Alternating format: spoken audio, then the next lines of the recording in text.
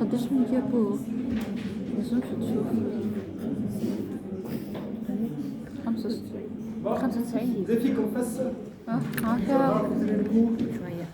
حبيت جست هكا نعرفكم شويه قبل ما نبداو كونيتر شكونكم انتوما جينيكو مدام ومادموزيل كل جينيكو فما 3 بيو كا واش انا تخي مختلفه. شو biologie deuxième truc ok génétique hein? Ouais. Alors bon, aujourd'hui on va parler de la varicocèle. C'est si vous êtes dans la PMA, c'est quelque chose que vous devez maîtriser parce que c'est quelque chose d'extrêmement fréquent. En fait, c'est la seule cause sur laquelle on peut agir. S'il y a une étiologie chez l'homme sur laquelle on peut agir de façon plus ou moins efficace, c'est la varicocèle. C'est une pathologie très fréquente. Le problème, ce n'est pas une cause d'infertilité, c'est une cause d'hypofertilité. En pratique, ces gens-là sont fertiles, mais ils vont devenir de moins en moins fertiles au fur et à mesure qu'ils vieillissent. C'est une pathologie évolutive. C'est la seule, quasiment, c'est la seule cause curable chirurgicalement. La seule pathologie d'hypofertilité qu'on peut guérir par une opération relativement simple, c'est ça. Et ça fait 100 ans qu'on se crêpe le chignon pour savoir s'il faut l'opérer ou pas. Et il y a beaucoup de controverses. Et je vais vous expliquer pourquoi y a-t-il des controverses et quelle est la conduite pratique face à ce varicocèle.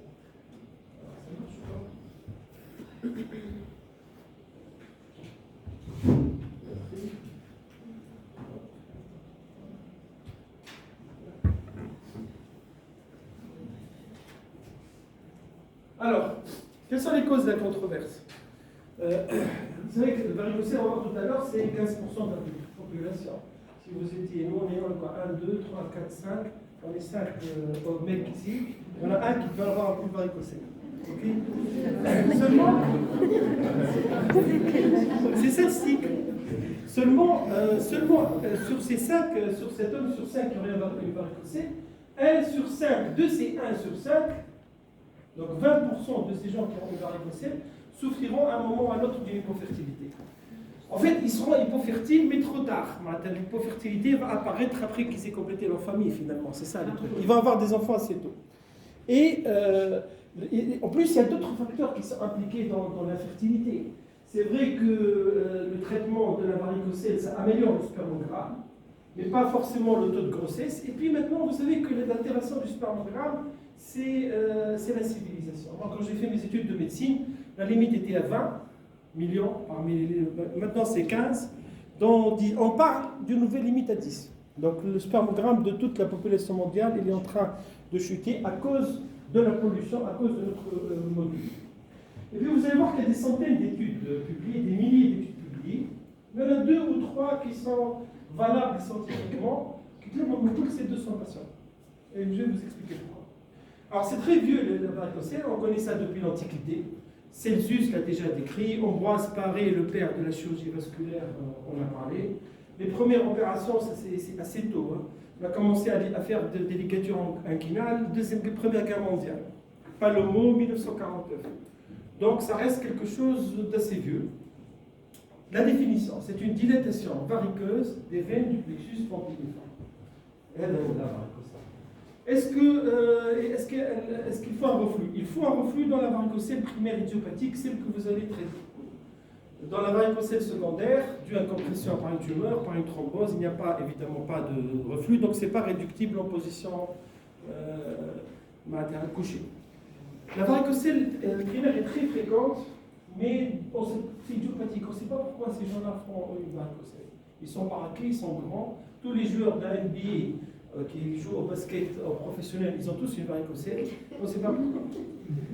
La varicocèle secondaire à compression d'une veine spermatique, une thrombose veineuse, elle est extrêmement rare. Vous allez en voir une au cours de toute votre carrière si vous voyez des varicocèles tous les jours. Alors, on va surtout parler de la varicocèle clinique. La varicocèle clinique, le diagnostic il est clinique, comme Doppler. La varicocèle que vous voyez ou que vous palpez, elle est varicocèle. La varicocèle infraclinique n'est pas stricto sensu un saut, une varicocèle, ce n'est probablement pas une pathologie, il ne faut pas la toucher généralement. Une varicocèle infraclinique, c'est la mode d'un moment. Donc on sait qu'une varicocèle infraclinique,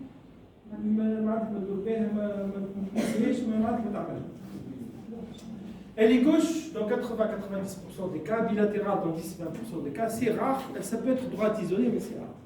À l'infraclinique, elle est cliniquement indétectable. On la détecte soi-disant au Doppler, et encore, les critères diagnostiques sont controversés, et le retentissement est inconnu et probablement controversé. Probablement, ça n'a pas ou peu, très peu d'effet. Ça, c'est la varicocèle. Donc, le testicule est là, c'est une dilatation varicoseuse des veines du plexus pompiniforme juste au-dessus du testicule. Globalement, je résume le cours. Pourquoi c'est interdistinctement grave? C'est un radiateur. Donc c'est du sang chaud qui vient du corps. Le testicule est dehors parce qu'il faut qu'il soit à 35 degrés. Vous mettez dessus un radiateur. Ce radiateur, si le sang part du testicule vers le cœur, ça refroidit, comme un radiateur de voiture. Si le sang vient du cœur vers le testicule, ça réchauffe. Vous avez un sang de 37 degrés G, donc ça réchauffe. C'est exactement ce radiateur-là. C'est le même principe. Et vous voyez que l'efficacité thermique est très importante. Je m'occupe de la salle. Et vous avez ce petit radiateur-là, il est en train de chauffer toute cette salle. Donc rien n'est plus efficace qu'un radiateur pour chauffer une salle. Moi, je trouve si vous touchez, je ne suis pas très chaud, défi, et vous avez tous chaud. Donc c'est très efficace. Alors, ça c'est la varicocèle. Si on regarde les hommes de la population générale, on va trouver que 15% ont une varicocèle. Si vous voyez les gens qui consultent pour infertilité primaire, 40%. Pratiquement tous les gens qui consultent pour l'infertilité secondaire,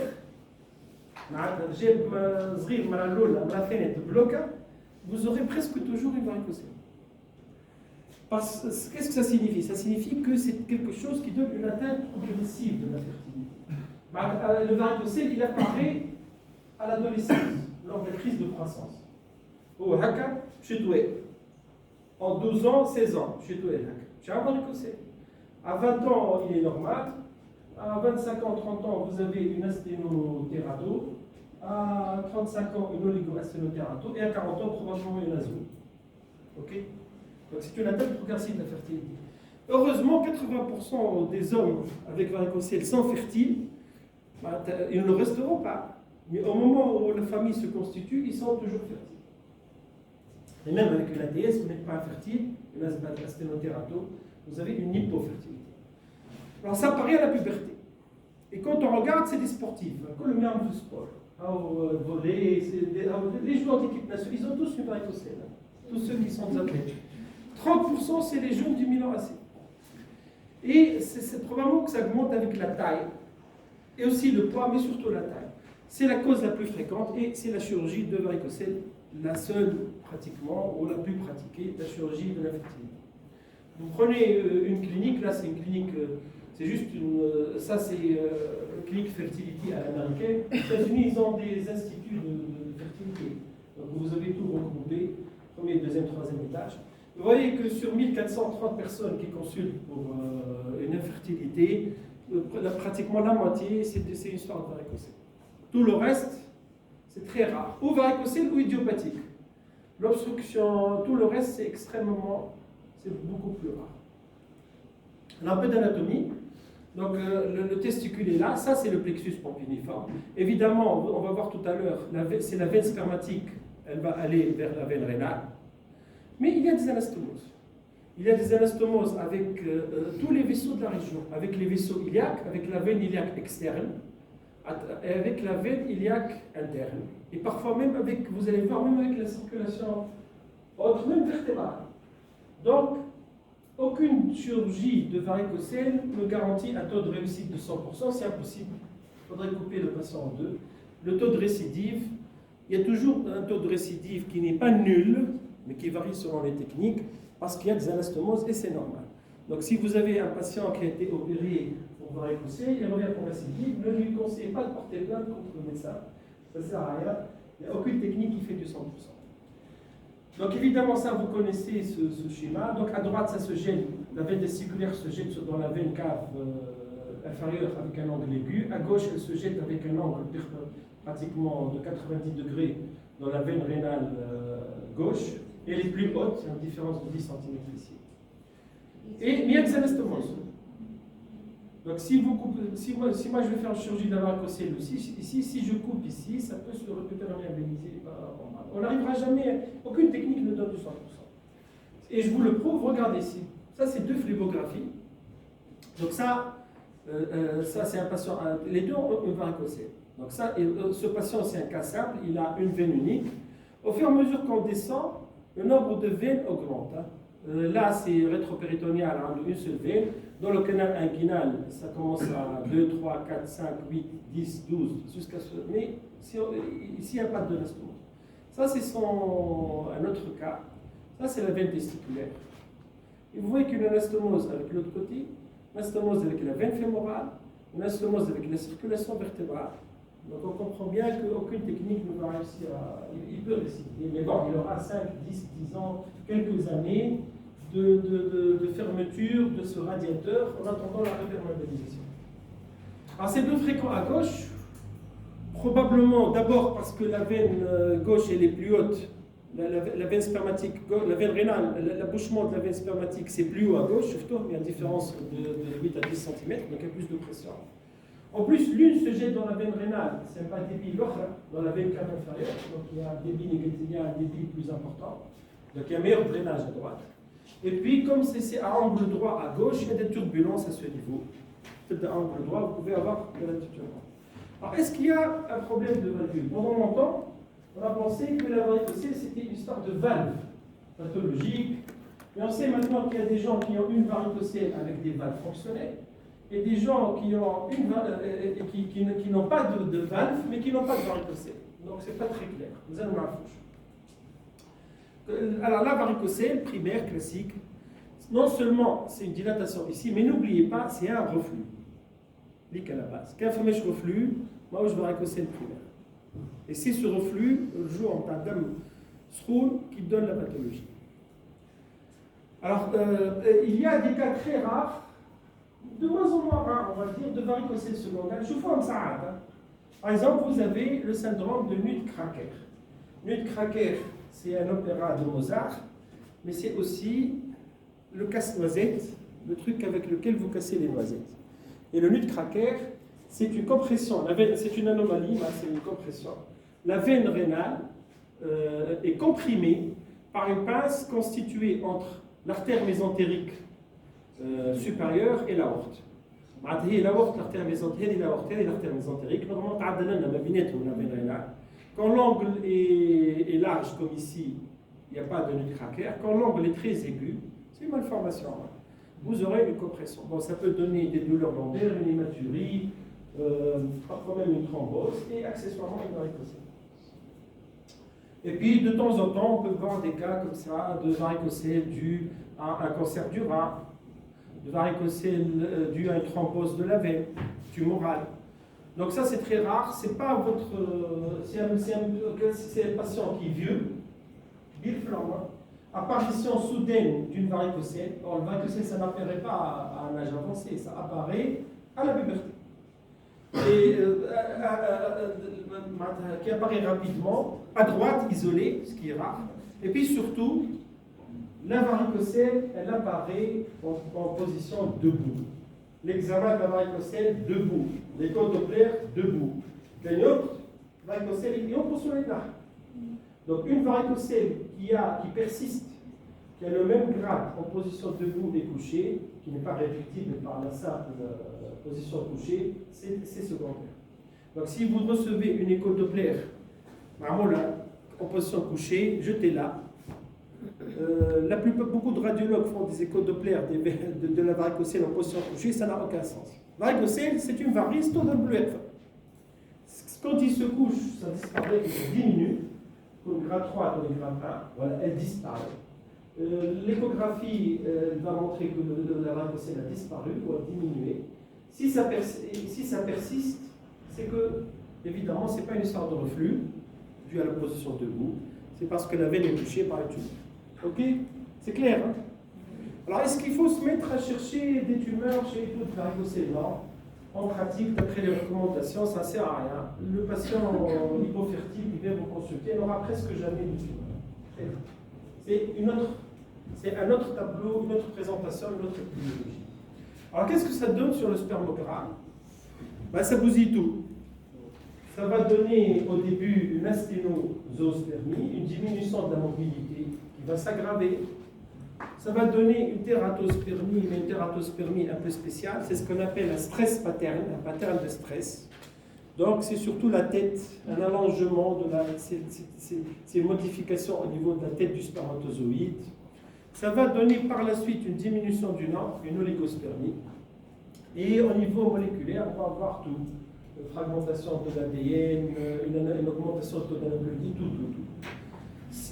Classiquement, c'est une asténotératospermie juste au départ, puis très vite une oligo-asténotératospermie qui va s'aggraver et qui va aller vers l'azospermie. Si on suit le patient assez longtemps, toutes ces altérations sont plus ou moins réversibles. Et c'est ce que... en pratique, quand tu vas prendre les patients qui circulent dans la rue, 20%. Mais si tu vas les suivre pendant 30 ans, probablement que même le monsieur qui est normal, à 60 ans, il aura des problèmes. Tu vois le truc? En pratique, un homme sur 5 a une varicocèle, 1 sur 5 de ces 1 sur 5 a un de muscle spermogramme. Mais ça dépend quand est-ce que tu le... Parce que c'est progressif, tu vois. Ça ne va pas tarder. Probablement. Personne n'a suivi des cohortes de varicocèle sur 50 ans. Mais évidemment, c'est un facteur d'altération. Un varicocèle grade 3, tu vois. Donc c'est ce qu'on explique aux patients. Maintenant, est-ce que ça va disparaître quand on va opérer? On ne sait pas. Probablement. C'est plus ou moins réversible. Si c'est la seule cause, oui. En fait, l'opération, c'est quoi? On va arrêter un facteur délétère sur la spermatogénèse.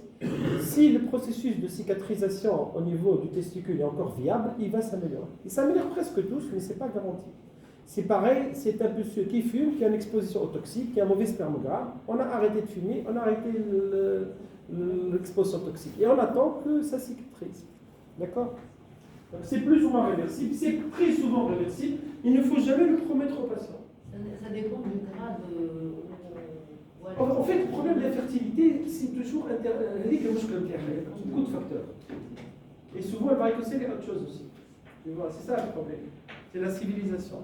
Un varicocèle pur, oui, mais quand c'est un varicocèle pur, grade 3, avec une oligo sévère, il s'améliore. N'oublie pas aussi l'échantillonnage. Votre spermogramme, c'est comme la bourse. Le montage, ça circule comme ça. Alors, c'est comme la bourse, ça varie. Essayez de faire 3, 4, 5. Moi, je fais toujours 3, 4 spermogrammes. Ça nous donne une tendance. Donc, c'est comme la bourse, c'est comme le tune index. Donc, quand vous l'opérez, si vous laissez le varicocèle, qui me tune index, d'accord? Maintenant, si vous l'opérez, ça va s'améliorer un peu le plus souvent, qu'il y a quelques années. Alors, il y a des atteintes plus sévères au sein. Quand on essaie d'aller comme ça, à faire des tests un peu plus poussés, il y a même une dysfonction des cellules de Leydig. On peut trouver, pas une hypotestostéronémie, pas encore, mais probablement des réponses anormales aux tests de stimulation. Et évidemment, comme c'est le spermatogénèse, on a une dysfonction claire des cellules de Sertoli qui peut, dans les formes les plus sévères, se manifester même biologiquement. C'est toujours plus ou moins réversible. Alors, souvent, on a des échos, je vous adresse parce qu'il a une hypotrophie testiculaire. On a un patient qui a une varicocèle avec une hypotrophie testiculaire. En fait, ce n'est pas une hypotrophie testiculaire, c'est un retard de croissance du testicule. Vous savez que le testicule, lors de la puberté, il augmente de taille. Un petit garçon aura un petit testicule comme ça. Lors de la puberté, vous avez une crise de croissance et les testicules vont grossir. Quand il y a une varicocèle qui apparaît justement à la puberté, le testicule sans varicocèle va croître normalement. Le testicule avec varicocèle, il va avoir un retard de croissance. Donc ce n'est pas une hypotrophie, c'est une atteinte de la croissance du testicule. Ça montre l'ancienneté et la gravité de ce varicocèle. Une hypotrophie, alors pour l'hypotrophie, mais hypotrophie, un retard de croissance. Et c'est pathologique quand la différence est du 1/5, à peu près 20%. Bien sûr, quand c'est bilatéral, c'est plus difficile à évoluer, tu ne peux pas comparer. Et vous savez que la varicocèle, elle retentit sur les deux testicules. Elle retentit plus sur le testicule le plus proche, mais elle retentit aussi sur l'autre. Sinon, on n'aurait pas d'anomalie supramontale. Et c'est réversible. C'est-à-dire les patients qui sont opérés tôt, avant l'âge de 25 ans, avant l'âge de 22 ans, adolescents, jeune homme, il peut y avoir une reprise de la croissance du testicule. Et on les voit, moi j'en ai vu personnellement. Donc des gens qui viennent à 18 ans avec une hypotrophie sévère, on traite la varicocèle, quelques années, on peut avoir une reprise de la croissance du testicule. Mais chez le jeune, chez le vieux, c'est trop tard. 50 à 90% des cas en fonction de l'âge. Plus il est opéré tôt, plus il va se rattraper. Alors quand vous faites des biopsies, c'est des lésions assez sévères, qui sont bilatérales, mais elles sont plus importantes du côté de la varicocèle. Elles sont partiellement réversibles. Quand on opère, la biopsie s'arrange. Et ça, c'est des biopsies, qu'est-ce que vous allez voir tout. Alors, une dégénérescence, une desquamation des cellules germinales, un arrêt de la spermatogénèse, carrément ici une vacuolisation des cellules de Sertoli, une fibrose plus ou moins sévère interstitielle, vous pouvez tout avoir. Alors, ça finit par des testicules totalement fibreux, atrophiques, hypotrophiques. Là, comme vous voyez, c'est des varicocèles, mais il n'y a pas de cellules, il n'y a pratiquement pas de cellules germinales. Alors, les mécanismes lésionnels, le mécanisme, on ne sait pas trop, mais on pense que c'est surtout une histoire de température. Parce qu'on a des exemples, la cryptorchidie, quand le testicule ne descend pas, le problème n'est pas la position, c'est la chaleur.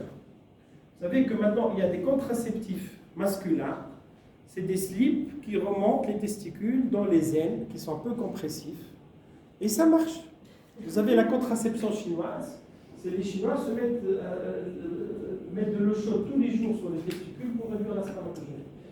Les slips qui remontent les testicules, ça marche, ça donne une altération de la spermatogénèse, parce que ça réchauffe les testicules. C'est que la température. Et les gens qui travaillent sauna, hammam, boulanger, ils ont tous des problèmes de spermatogénèse.